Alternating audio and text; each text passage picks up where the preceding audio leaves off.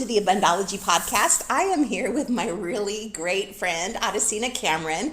We worked together at Rose City Mortgage for what, about a year? Mm-hmm. About a year, yes. And so, of course, I exited the industry, and you have kind of now expanded what you're doing. So now you are a mortgage planning specialist, which I love that. I love the sound of that. Thank you. Mortgage planning specialist. And are starting this new Prosperity Now program too, which we'll get into depth about what that is. But I wanted to have you on because I have seen the most change in your life from using manifesting techniques and mastering how you think. And so it's been a pleasure to see you grow from where I met you, and I don't mean this in a condescending way. I mean this in your kicking fucking ass way. Absolutely. Yeah. It's because I met you. Oh, well, thank you. But it's the work that you're doing too. So how has this always been in your blood, this telling people or, explaining how things work with people, or? Yeah, it's interesting. Finance has not always been in my blood, but ever since I was a little kid, I had this ability to take, how does DNA work? Okay, kids, let me tell you how this works. It's like this. So I've always been able to take more complicated information and digest it and repeat it to somebody in a fun way that really gets to them, and I've always enjoyed that. So I've always had a little string of that through all of my jobs, is either being the training specialist or writing the training guides. I've always enjoyed helping people understand more complicated concepts. Well, and that's where I think that you really shined when we worked together, is doing these educational presentations to different businesses out Right. there. I remember the first one we went to at Wyden and Kennedy. I wasn't really sure how you were going to do. Nor was I. But you knocked it out of the park. It was amazing. And it was amazing to see how you broke down these simple things. And now you're doing that more with your new program, with incorporating some manifesting techniques into Well, it it's too. interesting too, because that first class that you went to with me was really the one that made me connect all these things I had done before, the previous training that I had done, with this industry. Because I kind of saw first-time homebuyer classes as this thing you do in a real estate office and like 3 people show up. Right. But when we did this at Wyden and Kennedy, the fact that there were 25 millennials in the room that were paying attention, taking notes, asking good questions, and not about how can I buy a house tomorrow, but how do I get on the path? How do I start thinking about this? Where does this fit into my life? Do I even want to be thinking about this? So that was the connection for me to realize that there's something more than just explaining what escrow is. People need to know how they bring this into their life and what the beginning of the thought process is. And for me, I never considered that when I was young. I came from a background where my mom bought a house when I was in high school. I don't think I knew anybody else's parents who owned homes, or we didn't talk about it. And I didn't really ask any questions. So once I got into the industry, I realized, I was actually more qualified 10 years ago. But my limiting beliefs led me to believe that as a person who had grown up poor and was just I had a decent job, but not that great, that I would have a bad credit score and I wouldn't qualify. So I never asked the question. Particularly, I realize now, it was easier for me to create a paradigm in my mind where I was rejecting financial success and I was rejecting mortgage by not seeking it, because I didn't want them to say no to me. Oh, so avoiding rejection.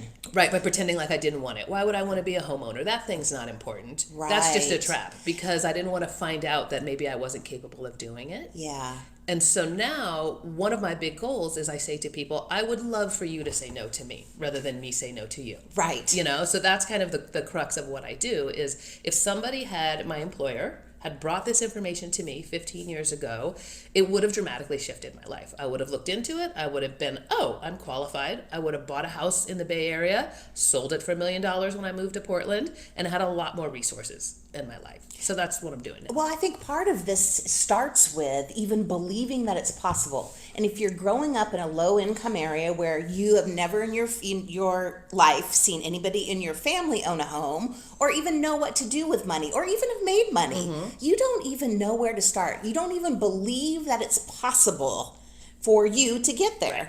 So you start in that area, though, with Yes, with your absolutely. That for me, the first class that I teach is actually about, we start out with talking about what do we believe about money, both in your conscious mind, but what's really in your subconscious mind that might be keeping you at a set point. right? You're doing okay, but you're not quite getting ahead. What kind of limiting beliefs do you have? I can tell you for me, I was really directly told growing up that if somebody had money, they got it by taking advantage of somebody else. Yeah, I hear that a lot, and especially that money is bad. Money is evil. Right. And I go through the thinking process of, the more money you have, the more people you can help. The more you can do in society to change it. Absolutely. And that's one of the things that I tell people is if they've got some of these beliefs, we actually work on a couple of exercises that you would say to yourself to help to reprogram the way that you think about money, the way that you talk about money, especially if you have children. Yes. I never say to my daughter, I can't afford it. Yes. I'm really purposeful about saying that's not the priority in our budget right now. Yes. Because I really grew up with you can't afford anything. So why not get into debt? Why not, when you have money, spend it? Because you'll never be able to afford anything big.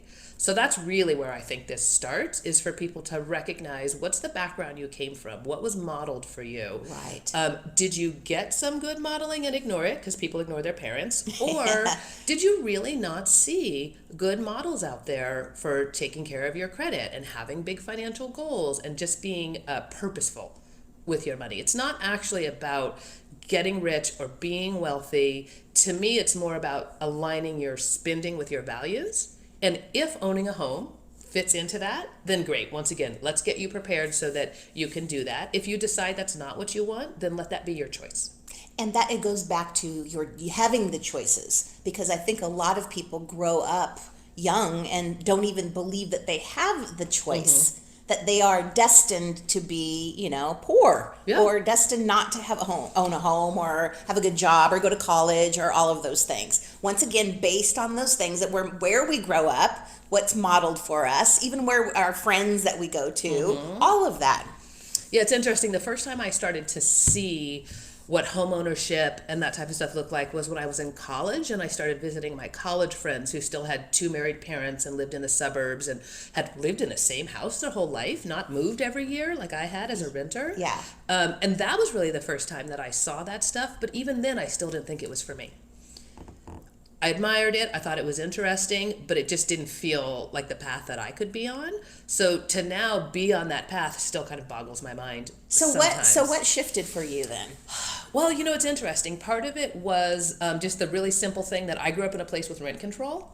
And so I also never understood why you would bother to buy a house when you could get, pretty affordable apartments. Yeah. And then I moved here and understood what it was like to live in a world of rental insecurity, where once you got a place, even that place could go up significantly. Right. And also I had just had a child. So when I realized that I had no security as a renter and I was quickly going to get priced out and have to move further and further out of the Portland that I had just moved to, right, that was really what shifted it for me. And the other thing that shifted was the decision that I kind of thought if you buy a house, it's going to be this white picket fence thing, and why would you live in a condo? And I kind of just opened up to, I need to find a home for my family and start somewhere. So that was what it was, is I also realized I've just got to start somewhere. I've got to pick up the phone. I've got to call somebody and say, how can I do this?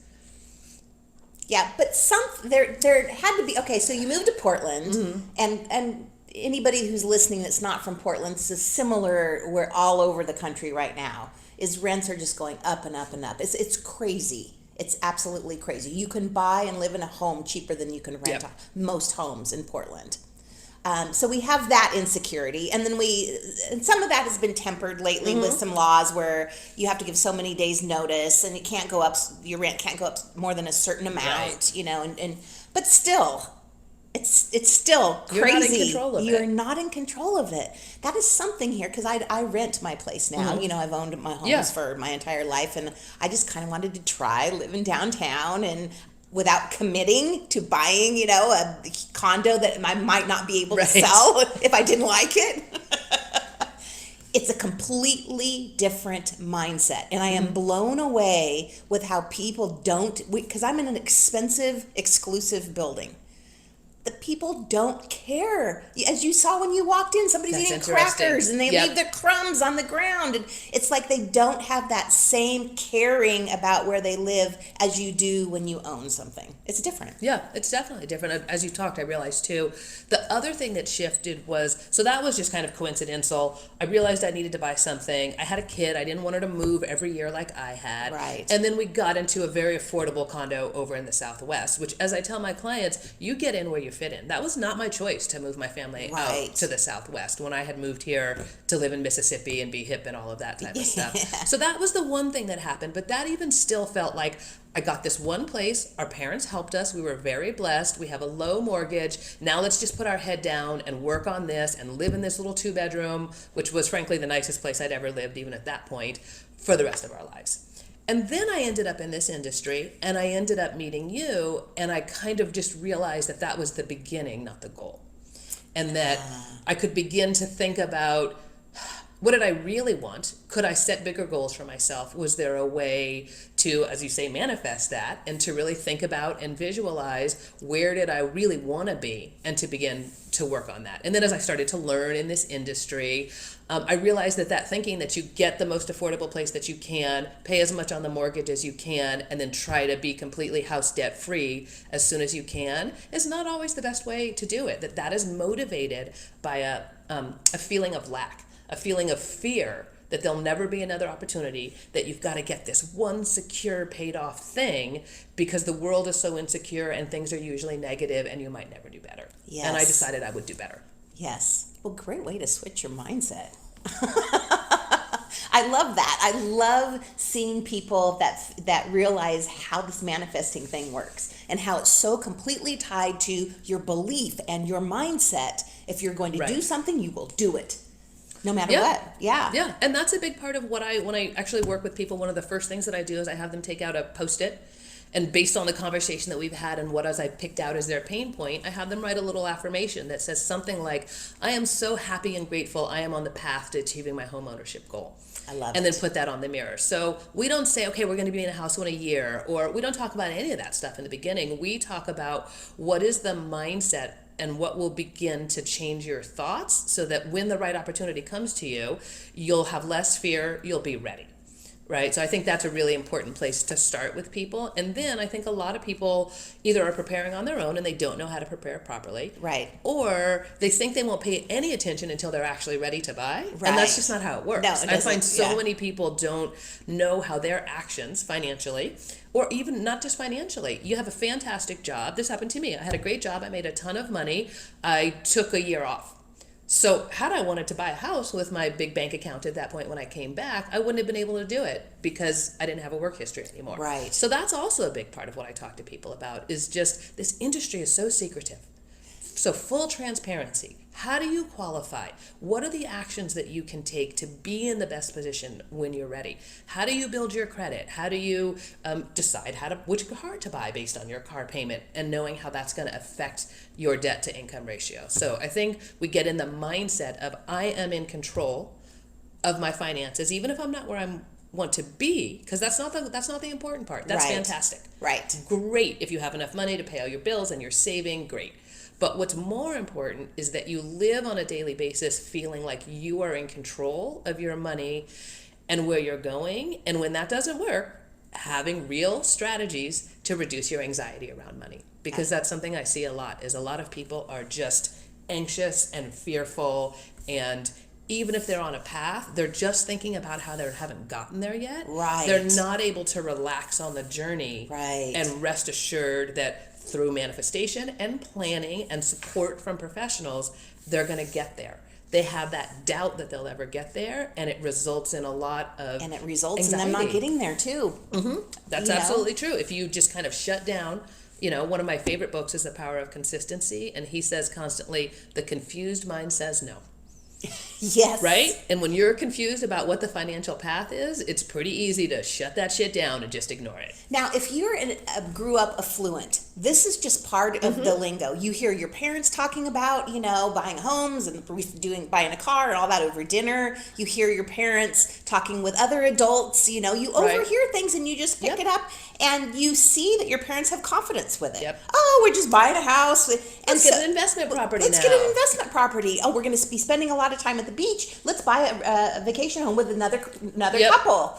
Split the cost. So you grow up with this. People, though, that don't grow up with this, especially as we know in our country, people of color and other low-income people, single moms, yeah, you don't even know what you don't know, and we've heard that 10,000 times. But this is just, if you're affluent, this is just part. This stuff. It's just part. It's like breathing.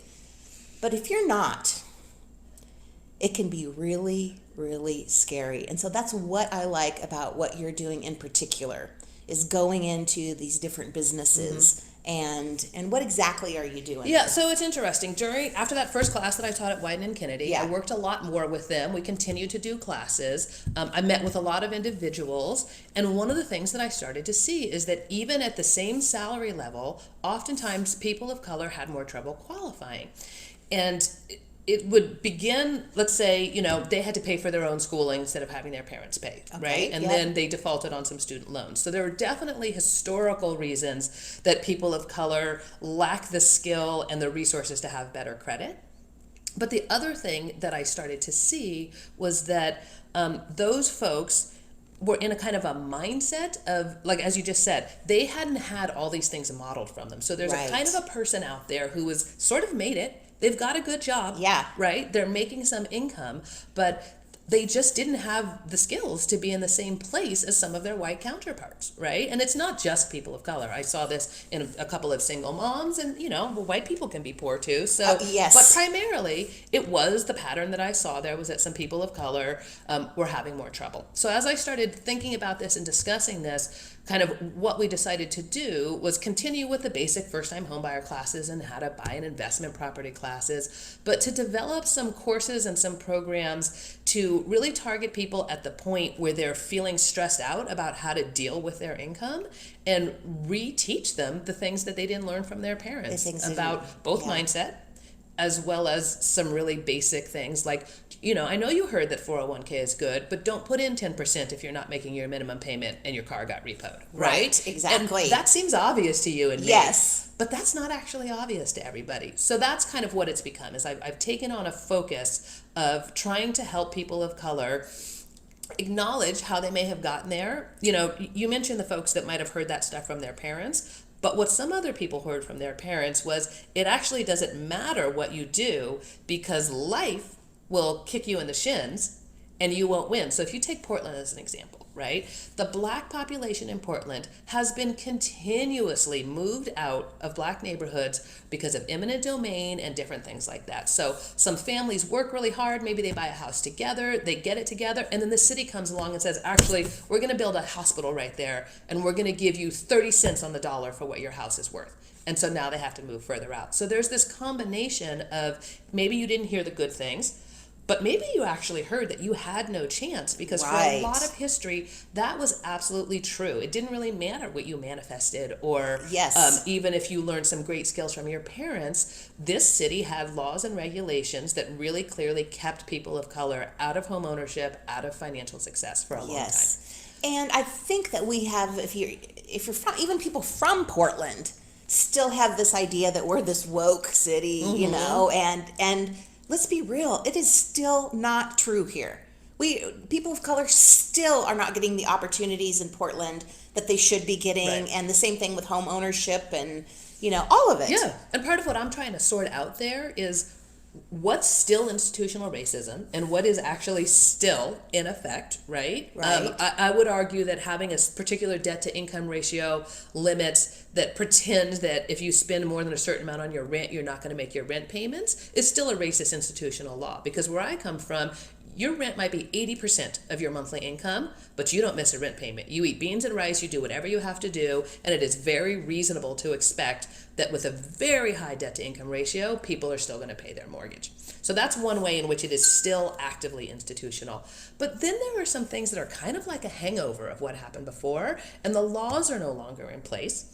Right? In fact, there are laws to protect and promote people of color to some degree in housing and mortgage, but individuals are still feeling this psychic hangover from what happened in many, many generations. Absolutely. And this is the part where we need to recognize it, yes, be honest and say that this was a pretty damn racist city. Yes. You know? Yes. I mean, and then say, okay, so that's how I got where I am. Let's process that and let it go. How am I going to move forward? So that's a big part of the work, actually, is sorting out what's still happening from what is a memory from what happened to you or previous generations, and you can move past that. Yes. Wow. I'm very, you know me, I'm very seldom speechless. And I think back to, you know, because I've done, I don't know, 10,000 or more mortgages in my lifetime. Wow. Yes. And I think back to the people that really needed my help, the single moms, you know, the people that are really struggling, maybe working a couple jobs on minimum wage. And you are right. They never missed a rent payment. Yep. Whatever they had to do to make sure that they had a place to live. And yeah, maybe they didn't have a car. Maybe they're taking the bus or eating rice and beans. So I hadn't even ever thought about that being one of the hurdles. Yeah, definitely. Yeah. I mean, I definitely think debt to income ratio. I mean, don't get me started on all the things about moms who took time off to raise children. My goodness. You know, so I mean, true. This is not the topic here. No, but yeah. So, I mean, but that's also, as I started to get heated about that, I realized that part of what I'm doing here too is I just caught myself going into that negative spiral. Yeah. And what I really want to help people do is pull out of that and realize that you are in control. You can think about the positives, right? So this is not about, oh God, this life is so fucking hard, you're never going to get ahead. I don't want to do that with people. Right. I want to help people stay positive and feel good about their life and their money and their goals, and also show up at work without a ton of financial stress. That's a big part of this too, is the reason I do this through companies is there are many, many studies that show that people that are running a track in their mind about their bills and their financial troubles are not that effective or present at work. So I want to help people be present while they achieve their financial goals, but not work so hard at them that they're constantly thinking about them.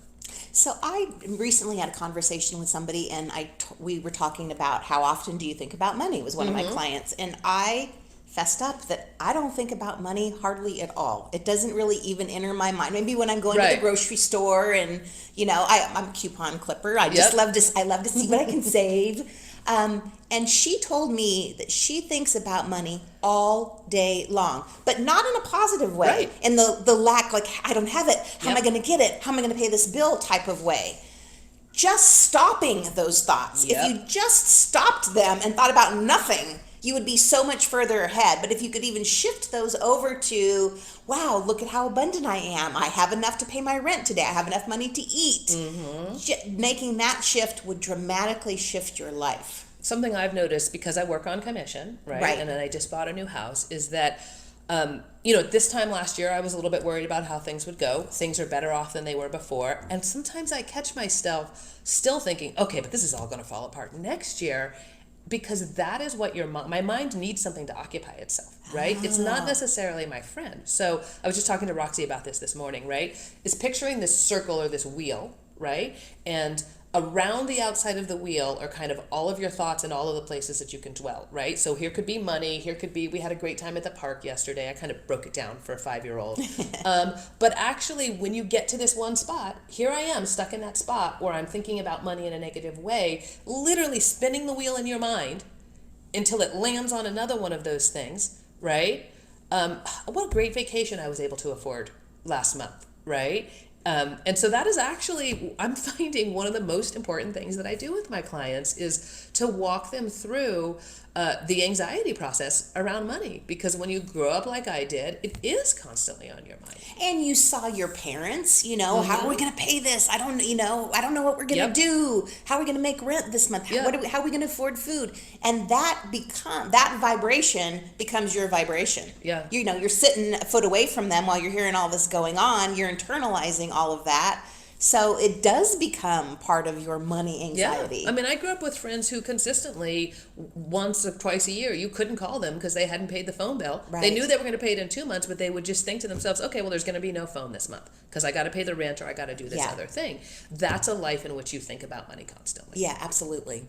Absolutely. So what are some of the, because you've said that part of this, a big part of it, is the mindset work. Mm-hmm. So what are some of the tools that you use? You said wheel. The wheel. I love that. I hadn't heard that before. That's a great idea. What are some other things that you have done? One of the things that I try to kind of talk about to people is kind of this analogy where, okay, you're standing at the edge of a cliff, right? Who knows what's behind you, but you are absolutely not going back that way. You have made a decision to change your life, and you're going to take some sort of risk. You're going to leap across this canyon. You don't know, are you going to land in a beautiful meadow of flowers and daisies on the other side? Will you land just at the edge but feeling okay? Or will you land on the other side clinging to the edge? Or maybe you'll even hit the bottom. Yeah. But what's interesting about that is that it takes time to get the correct data to know what the result will be. And so what your mind will do is fill that time with worry. And so what I talk to people a lot about is just that exact thing, is we don't know where you're going to land. Are you going to find a house in your price range? Are we going to get your credit score up to where it needs to be?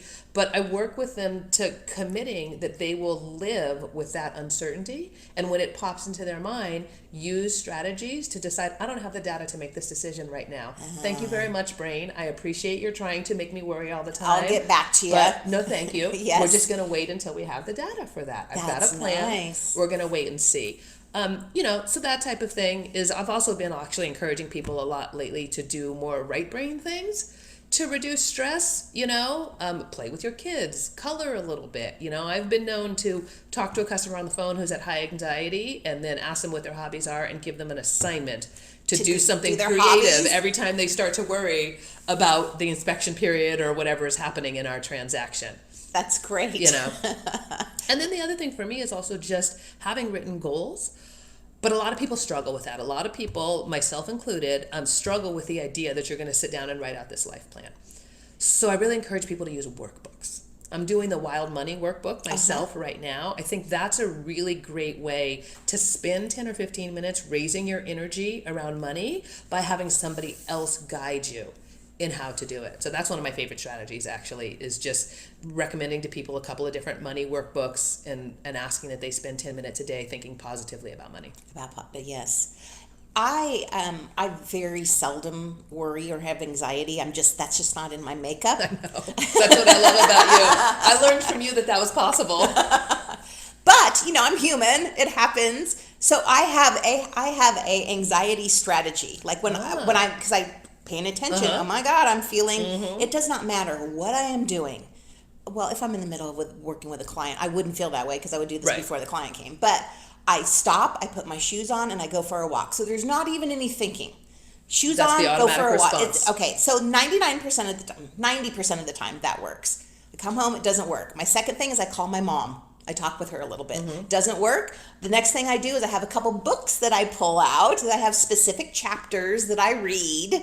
That doesn't work. Then I'm on to my meditation. Okay, I'm sitting here, I'm meditating. So by that time, usually I'm like, okay, life is okay again. Usually the walk is enough. Getting out there, some fresh air, getting some blood flowing is usually enough. So I tell people to have an anxiety strategy. You do not want to remain stuck in your head. That is the worst thing you can do.